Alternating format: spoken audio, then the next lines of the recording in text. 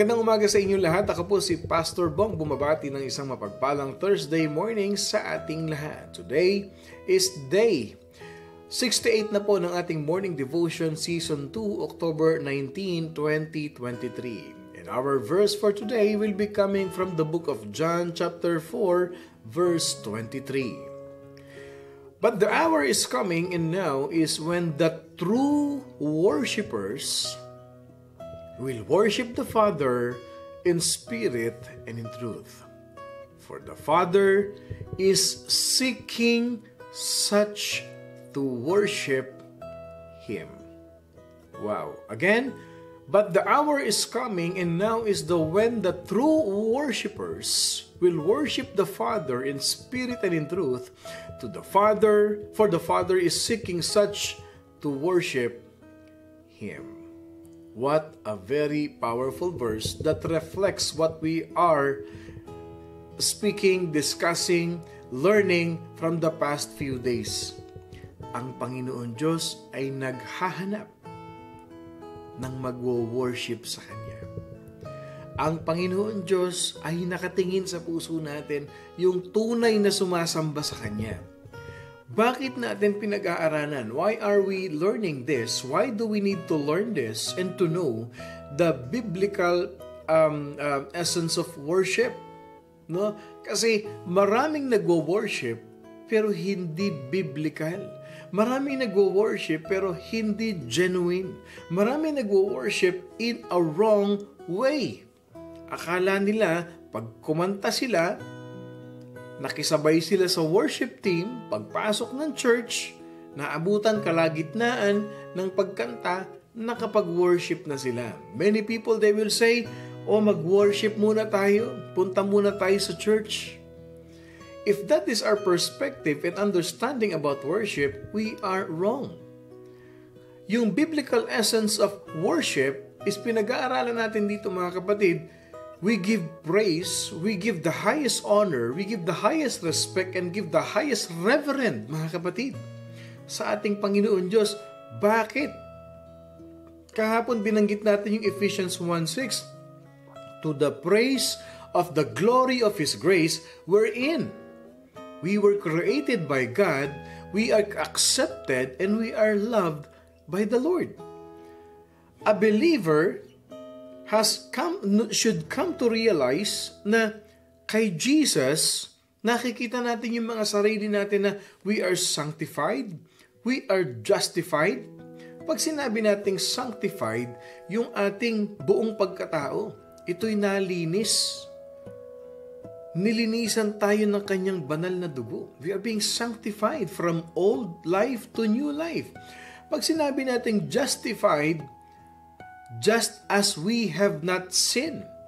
Yun yung justification sa atin, na para bang kahit anong kasalanan mo, though we were so bad, though we were so dark from our previous life, we have been justified by the blood of Jesus. Absuelto ka na. Wala ka ng kasalanan.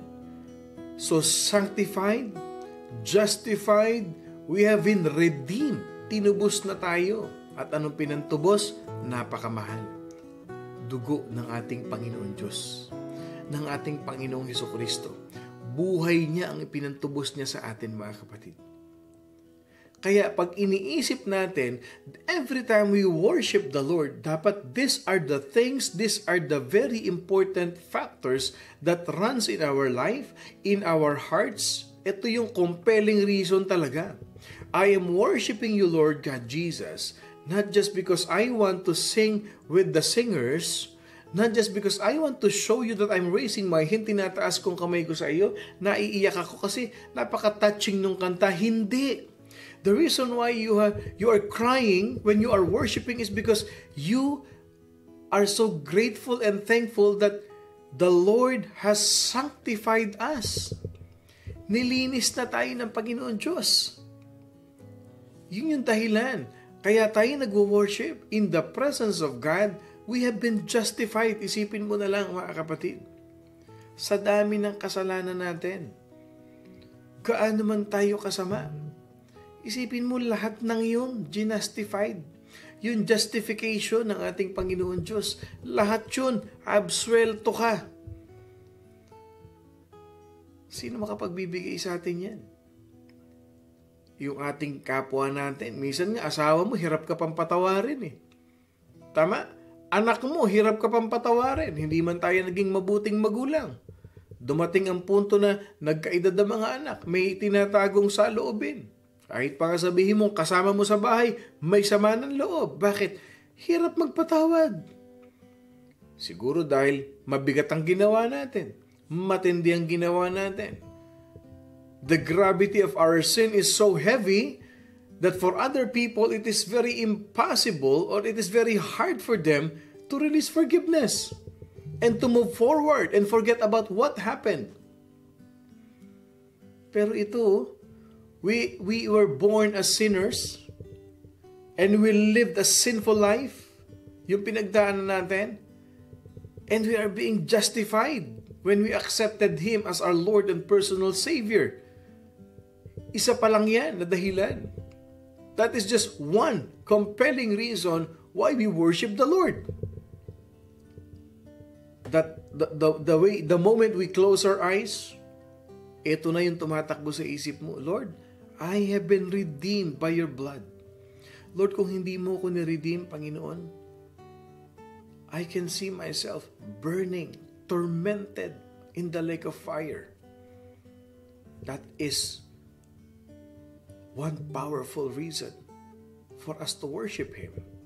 At hindi lang tayo ni-redeem, hindi lang tayo justified, hindi lang tayo sinangtified, but we are being regenerated. Bilang isang taong walang kwenta, nagkaroon ka ng kabuluhan sa mundo. Regenerated. Binigyan kanya ng bagong identity. At binigyan kanya ng spiritual blessing. Nung tinanggap mo yung spiritual blessing na yun, as a believer, mga kapatid, you consider who you are in Jesus. Ano ibig sabihin nito? If you say, I consider who I am in Jesus, ibig sabihin yan, importante ka. It only means one thing, you are valuable. It shows us that our heart is filled with adoration, with love, and praise the Lord who made it possible for us to be valuable once again, once more in our life. Alam po ninyo, maraming tao hindi nagtitiwala sa atin. Maraming tao ayaw sa atin. And even to the point na, baka sarili mong asawa hindi pinaniniwalaan yung sinasabi mo. Kasi kilala ka nila. Alam nila ang likaw ng bituka mo. Alam nila ang pagkatao mo. Meron sa atin talagang ganyan.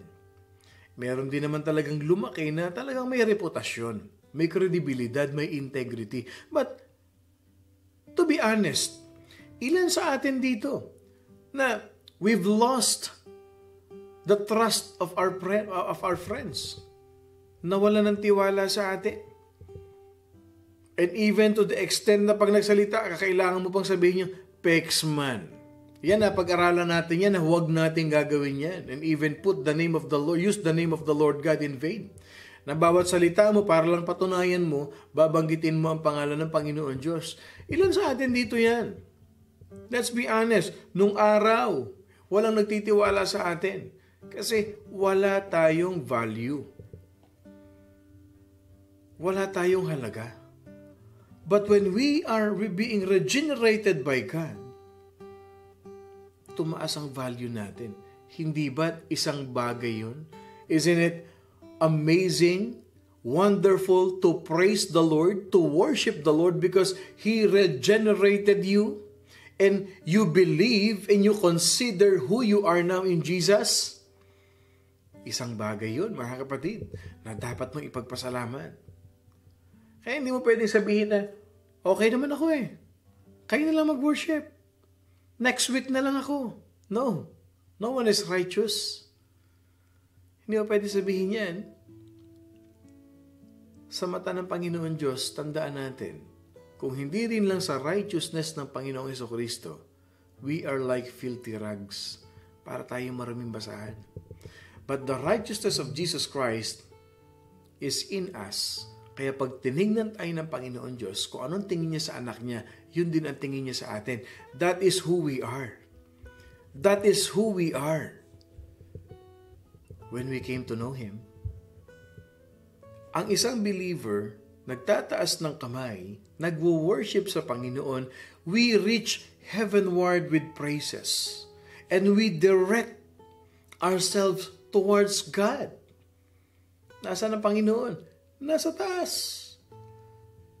Our Lord who loved us, who saved us, and blessed us.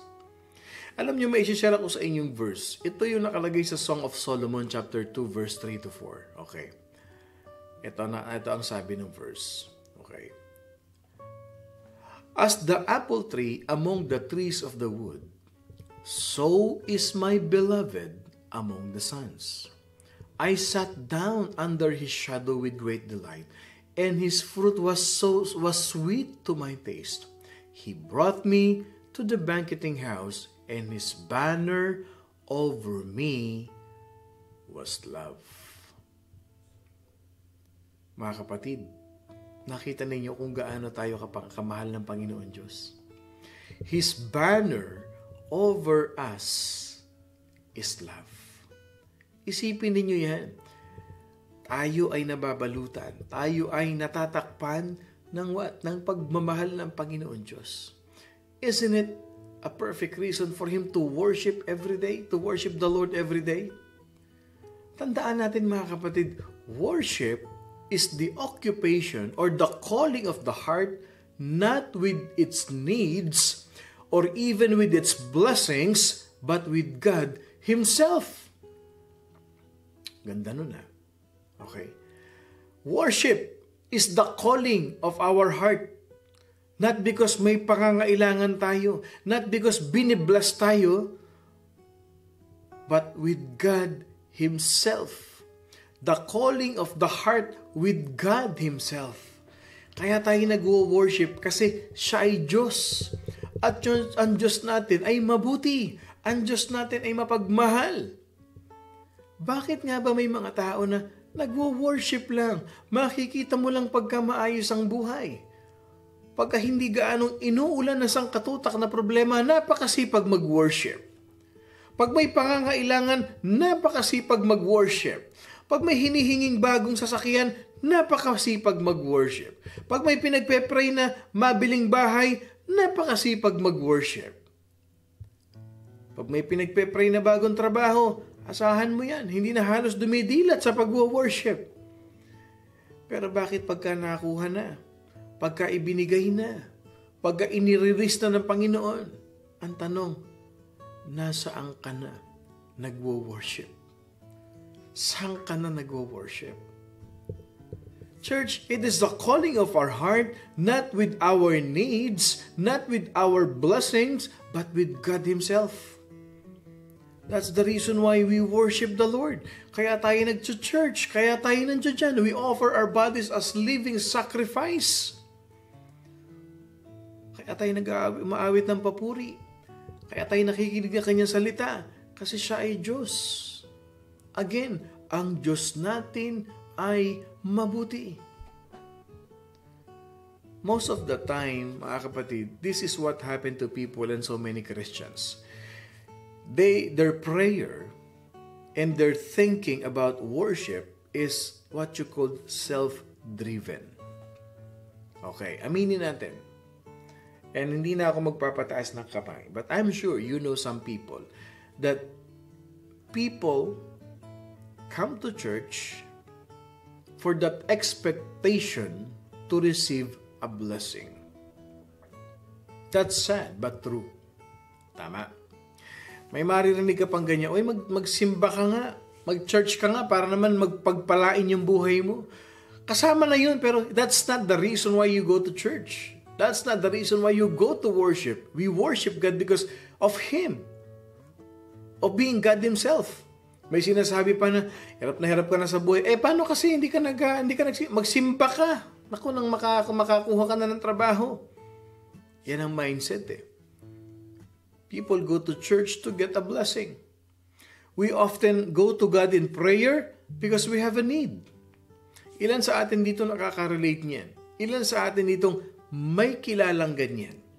Naakala nila pag pumunta sila sa worship, nag-church sila, automatic, paglabas nila, meron na silang coupon, meron na silang stub, meron na silang raffle prize na napanalunan, ina-expect nila. At pag hindi nila nakuha yung prize na yun, hindi nila nakuha yung pinalangin nila kasi nagsimba sila ng 4 straight weeks, walang nangyari sa buhay nila, akala nila, yun na yun.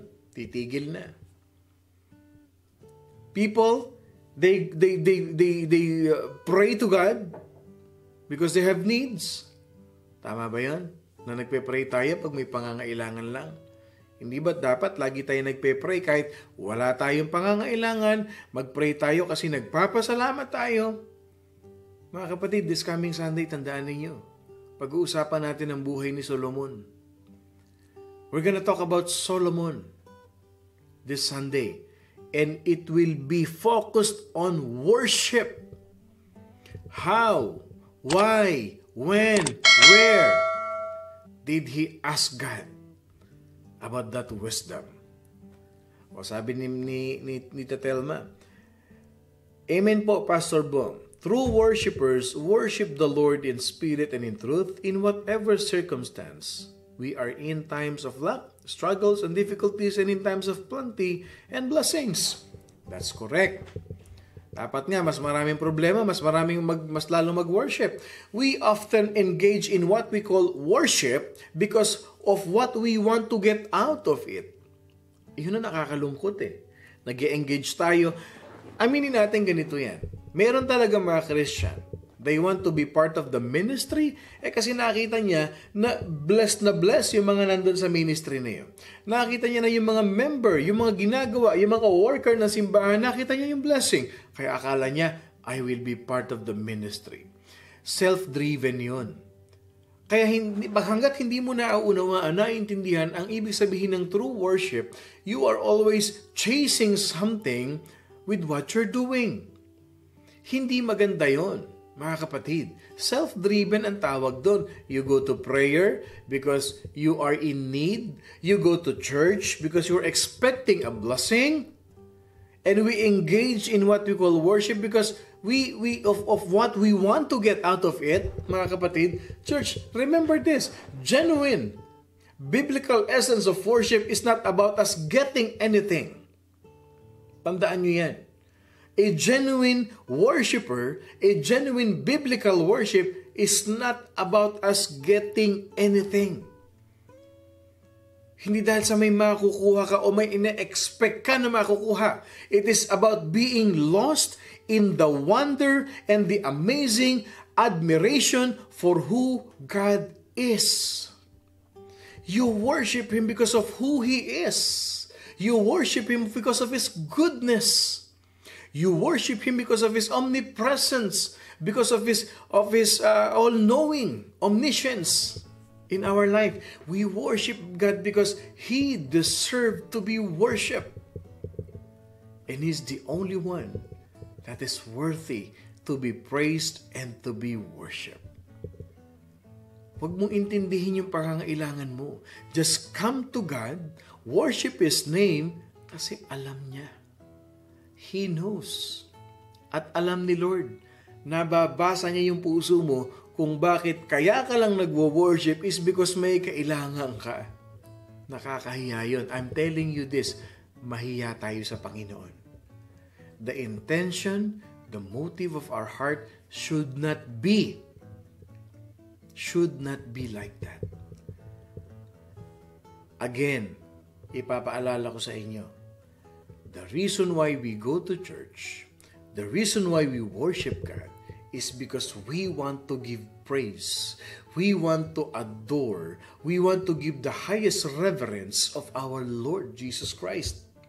Kaya pag nagpupunta ka sa church para mag-worship, ang focus mo, ang puso mo, ang isip mo, ang pagkatao mo, nakafocus lang kay Jesus. Because that is the reason why I am worshiping God. Because I admire Him. I am so lost with these wonderful things that He's doing in my life. Yun, mga kapatid. That is a genuine biblical worship. Balik tayo kay David, mga kapatid, before we end. As we all know, when Nathan, kinausap niya si David, that God would establish David's throne and kingdom forever, David simply what? He just simply sat down in the presence of God. Kinausap siya ni Nathan. Mga kapatid, ano sabi dun sa 2 Samuel 7:18 to 22? Then King David went in and sat before the Lord. Umupo siya. Nakipag-usap siya kay Lord. Sabi niya, "Who am I, O Lord God? And what is my house that you have brought me this far? Ginawa mo kong hari. Sino ba ako, Panginoon Diyos?" Sabi niya, "Napakaliit na bagay lang nito sa iyong paningin, Panginoon ko. And you have also spoken of your servant's house for a great to come." Bakit? He submitted to God. He know the reverency of the Lord. Sabi niya, anong masasabi ko sa iyo? Ako si David, anong mga sasabi ko? For you, Lord God, know your servant. For your word's sake, sa pamamagitan ng iyong mga salita, and according to your own heart, you have done all these great things to make your servant know them. Kaya sabi ni David, Lord God, there is none like you, nor there is any God besides you, according to all that we have heard with our ears. Yan ang Panginoon Diyos. Kaya natin wino-worship si Lord. Bakit? Hindi niyo ba napapansin kung paano kumikilos si Lord sa buhay natin? Yung bang mga blessing na natatanggap natin, sigurado ka ba na lahat yan hiningi mo sa Panginoon?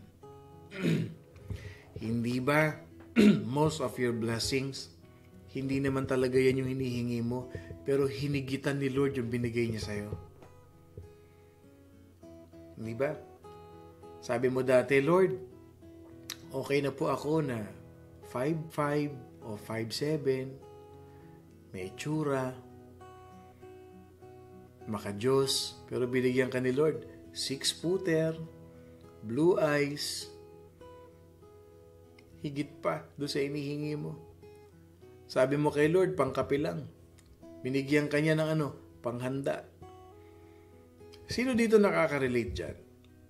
No? Marami tayong hinihingi sa Panginoon. Hindi naman masamang humingi sa Panginoon kasi ang gusto talaga niya pagpalain tayo. Pero sino dito ang makaka-relate? How many of us can relate to this? That God blessed you, God has given you more than what you are expecting. Sino dito niyan?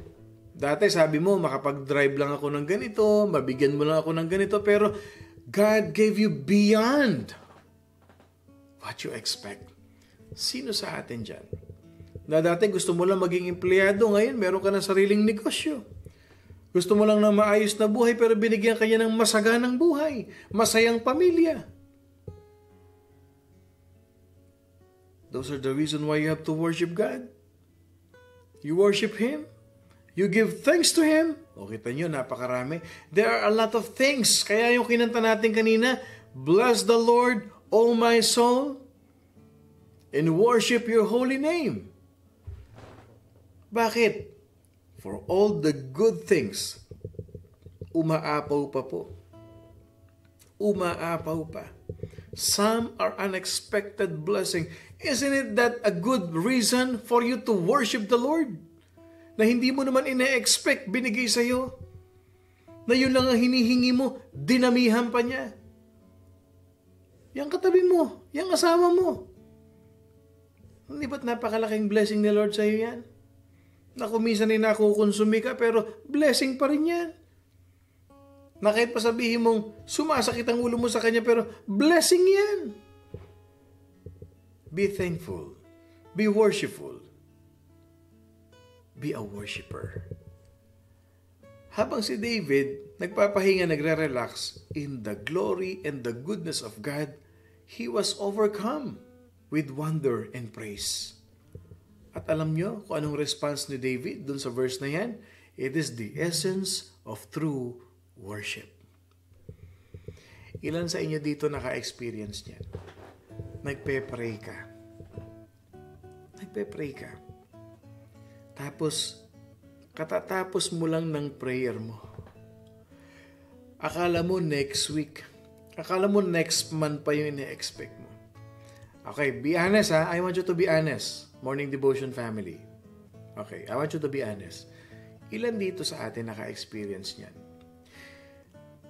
Yung pinagpe-pray mo, yung hinihingi mo, yung pinagpe-pray mong tao, whether gumaling man yan, makakuha ng bagong trabaho, makapasa sa kung ano man, basta pinagpe-pray mo yung taong yun. And even you are praying to yourself, pagtapos ng prayer mo, right after you pray,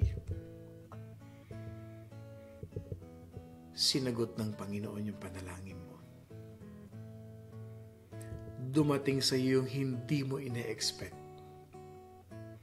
May dumating sa mailbox mo na hindi mo naman ine-expect. Na walang-wala ka na. At pagtingin mo sa mailbox mo, meron kang cheque, may blessing ka, may dumating sa iyo. At ang nagawa mo na lang ganito, pumikit ka, nagpasalamat ka, at naiyak ka. Ilan sa atin dito naka-experience niyan? Pagkatanggap mo, hawak-hawak mo yung blessing, o na-receive mo kaagad yung balita, ang nagawa mo na lang, pumikit, nagpasalamat, at naiyak ka. Yung bang feeling mo nang hina ka, nanlambot ang tuhod mo, napaupo ka, tapos umiyak ka na lang at nagpasalamat ka. Alam nyo, yan ang response ni David. That is the response and the essence of true worship. You worship Him in spirit and in truth. Because your spirit is in line with God. And your spirit is telling you, di ba sabi ko sa iyo, hindi kita pababayaan. And the truth of His Word that you have read, that is why you prayed. Sabi ng salita ng Diyos, be still and know that I am God. Nabasa mo yung truth. Natanggap mo yung binigay ni Lord sa iyo. And then, the Spirit tells you, now you believe in me. I am working in your life. I will never leave you nor forsake you. Kanya nag-respond si David. Umupo siya. Lord, binigay mo sa akin to napakalaking kaharian na ito, Panginoon. Sino ba ako sa iyo na iyong lingkod? Minsan ganun tayo eh. Lord, binigay mo sa akin tong blessing na ito. Hindi naman po ito hinihingi ko. Nakakahiya naman, Panginoon. Pero salamat pa rin, Lord God. Thank you. Binless mo na ako, Panginoon. May pantides pa ako. May pangtulong pa ako. That is how we respond in the essence of true worship. Kasi may mga tao, pag nakatanggap ng blessing, hindi man lang makuhang magpasalamat sa Panginoon. Hindi ka man lang mag-worship sa Panginoon sa binigay sa iyo. Kasabi, naalala ko na, ito yung ano ko na yun. Buti na lang, nagawa ko yun. Buti na lang, naano ko yun. Ito, okay, magbihis na kayo. Shopping na tayo. May ganun tao. Meron. Na pagkatanggap, hindi mo lang in-acknowledge, hindi mo lang in-appreciate, hindi mo lang nag-worship sa Panginoon. Inisip ka agad, buti na lang naaalala ko yan ng panahon na yun. No? Pinaalala sa iyo yan, kumilos ang Panginoon, i-acknowledge mo ang Panginoon, i-worship mo siya. I hope na meron tayong natutunan ngayong araw na ito, mga kapatid. One of the most compelling reason, very truthful, na maintindihan natin, mga kapatid, as a believer who considered who we are in Jesus, kasi mahal ka ni Lord. Valuable ka kay Lord. Kaya sabi nga ng verse, but the hour is coming, and now is when the true worshipers will worship the Father in spirit and in truth. For for the Father is seeking such to worship Him. Paano natin maintindihan ito? Alamin natin, ano ba tayo sa paningin ng Panginoon? Ano ba ang kayang gawin ni Lord sa buhay natin? At ano ang gagawin ni Lord sa buhay natin? At anong gagawin natin pag kumilos ang Panginoon Diyos sa buhay natin? Tandaan mo, tinubos ka ng Panginoon kasi mahal ka niya. Ginastified niya, sinangtified ka niya kasi mahalaga ka sa Kanya. At alam mo kung anong pwedeng gawin ng Panginoon Diyos. Kaya dapat alam din natin kung anong gagawin natin. Yan yung sinasabing, for the Father is seeking such to worship Him. Na sa bawat yugto ng buhay natin, in every pieces, in every bits of our life, we should come to worship the Lord every day. Let us pray. Maraming salamat, Lord God. We thank you for this powerful lesson that you've given us today, Panginoon Diyos. It is indeed a very heartfelt knowledge and learning, Panginoon. So very touching that in every aspect of our life, yun pala yung worship, Panginoon. Yung kami magpasalamat sa iyo, nagwo-worship kami, Panginoon Diyos. In everything that is happening in our life, nagwo-worship kami. Hindi ka namin pinababayaan. Putting you first in our life is worshiping you. And that is one enough reason, Panginoon, para mag-worship kami. Na itong natututunan namin, Panginoon, may apply namin sa buhay namin, and even we will able to share to many people, Panginoon Diyos, that by your goodness, we are here to worship you. Maraming salamat, Panginoon. Ingatan mo yung mga anak. Let your traveling mercy be upon us, Panginoon. Guide us. Let your wisdom, your knowledge be with us. And we even pray, Father God, Panginoon Diyos, kay Mayor Lula. As one family, we are praying for the comfort of her family, Panginoon, losing her grandson, Panginoon Diyos. Hawakan mo sila. Hipuin mo ang buong pamilya, Panginoon Diyos. That as we come, Panginoon, sa pagpunta namin mamaya sa Kanya, Panginoon Diyos, dala namin ang anointing mo, ang comfort mo na ibinahagi ng iyong powerful presence through this morning devotion. Nasama-sama kami, Panginoon, nananalangin sa mga taong need of comfort, Lord God. Marami pong salamat. May we enjoy the rest of the day safe and blessed, Lord God. We thank you. You bless the works of our hands today at iingatan mo ang bawat isa. Ingatan mo ang mga nagtatrabaho, nasa bahay, mga business, nasa kanilang mga tahan na kung ano man ang ginagawa, Panginoon, pagpalain niyo po kami. Salamat po, Lord God. Bless this morning devotion family and bless this platform. I-bless niyo po ang live streaming na ito every day. We claim victory upon victory. In the name of the Father, the Son, and of the Holy Spirit. In Jesus' mighty name, this is our prayer. And all God's people say, Amen and Amen and Amen. Magandang umaga pong muli sa inyong lahat. Ako si Pastor Bong, bumabati na isang mapagpalang Thursday morning sa ating lahat. Lagi niyong tatandaan, laging mag-worship, at huwag kakalimutan, we are blessed by God. I love you all, mga kapatid, as in, solid with the love of the Lord. Ingat kayo.